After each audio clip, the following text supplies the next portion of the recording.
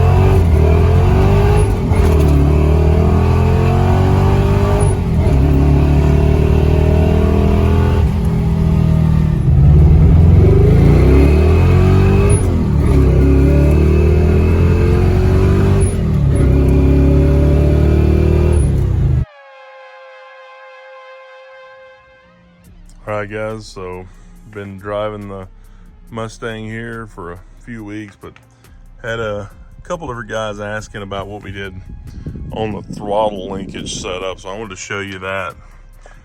This was the final edition of messing around with this throttle cable. You can see where we had tightened it up multiple spots, trying to figure out where to put it at. And this is what we figured out. It's very short run, just comes from literally there and then up and over.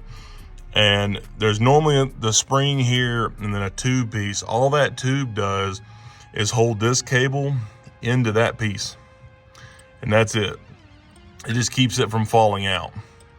So we used the zip tie here to go around that, so that's what holds it in. So we don't need the tube and we don't need the spring, because that just kept binding up and bunching and getting caught on this.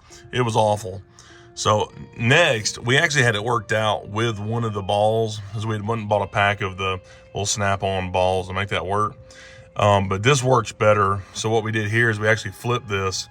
This is the ball side on this side, but we drilled straight through it and then did a lock nut on the other side and a washer, just so this can move around freely. Don't have to worry about this popping off, because it kept on just snapping off. Don't have to worry about that popping off. Don't have to worry about this coming loose. Don't have to worry about it bunching. And then this can be adjusted, well, you can adjust it infinitely, really, with all of this. But this, you can be adjusted in here and work just fine. I mean, there's other ways to do this. Some guys trim this out, and then they'll put a set screw in and use the original mount. And, you know, and that might work better, really. I don't know.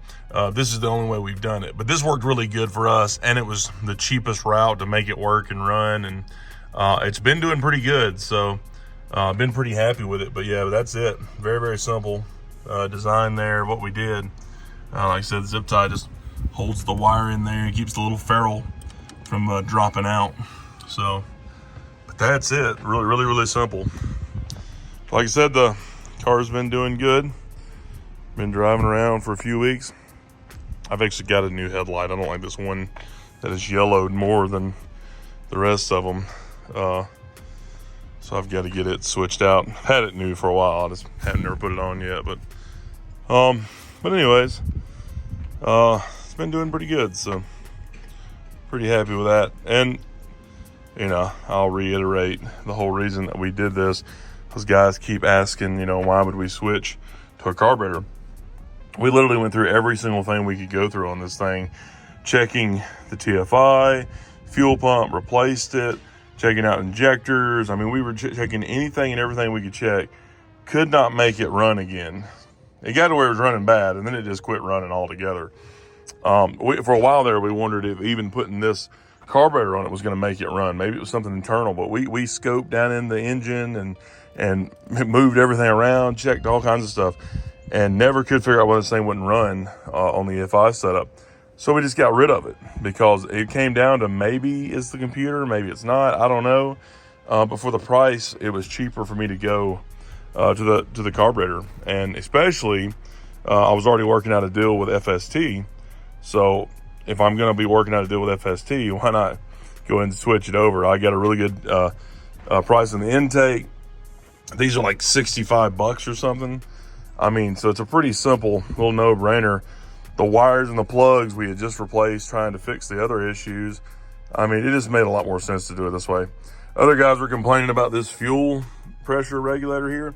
This is an absolute cheapo fuel pressure regulator, 20 bucks on Amazon, right, or eBay. The fuel line setup, this works extremely well. I've done this exact same setup on multiple things before and have never had an issue out of it. Even with this thing full throttle running, it's feeding plenty of fuel. It's not messing up anything.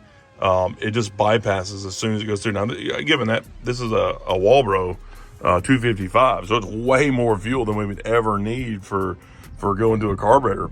But with this T setup, it works completely fine. 5/16 hoses, runs in and out just like the factory.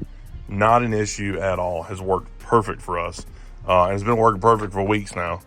So I've been truly happy with this setup, and this carburetor just runs phenomenal.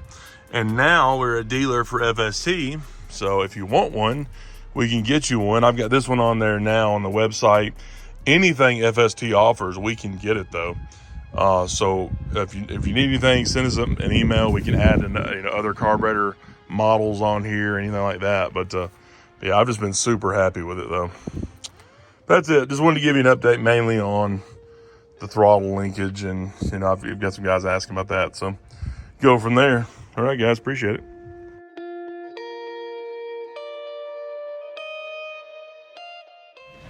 Time to get out and play. AMSOIL delivers the ultimate protection for your vehicles and equipment. Fast, free shipping right to your door. Spend $100 and shipping is on us. Order now at AMSOIL.com.